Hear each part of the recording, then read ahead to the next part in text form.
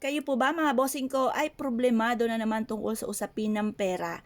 Yung batibong napakatagal nating kumayod pero isang kembot lamang ay yan na naman, problema na naman.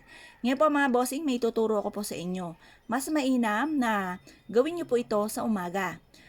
Mas mainam na makakapag-concentrate kayo sa panalangin at hindi kayo nagmamadali mga bossing. Ngayon po mga bossing, magwi-wish po tayo dito na tayo po hindi lagi namumblema sa pera. Or kaya kung kayo ay mananaya, isulat po ninyo dito ang numero po ninyo. Halimbawa mga bossing, ang favorite na numero, halimbawa po na lang ay 7, 7, 5, 8. Yan ang mga favorite ko numero. Tapos, ilang taon na ba ako? Ako po ay 41 na. Tapos mga bossing, ay di apat pa lang po ito. Ilang taon na po ang inyo pong mister? Ang mister ko po ay 43. Yan. At ang aking panganay ay 18. At ang aking bunso ay 10. Kaya lang, isa lang sa pwede kasi 5 na ito. Kaya ang isusulat ko dito ay halimbawa ay 18. Ngayon pa mga bossing, sulat po natin dito ang numero na ito ay tatamaan ko ng jackpot. Yan. Sulat nyo pong ganyan. Tapos, sabi nyo po dito, magkakaroon ako ng malaking bahay. Tapos, sulat nyo rin po dito, magkakaroon ako ng magagarang sasakyan.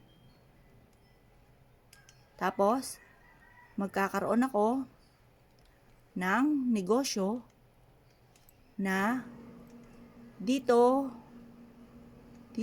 na ako yayaman. Tapos, ano pa ba?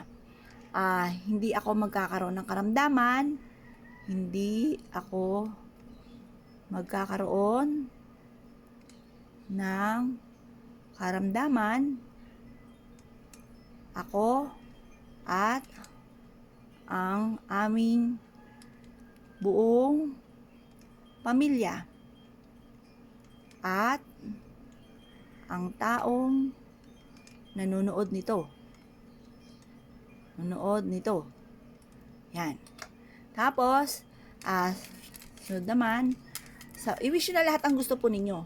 Pagkatapos, lahat ng wishes ko ay agad matutupad. Yan. Tapos, apple pagyo. Tapos, pirma. Pagkatapos po niyan, ito yung ating paminta. Ito po, ang paminta ay pantaboy na kamalasan.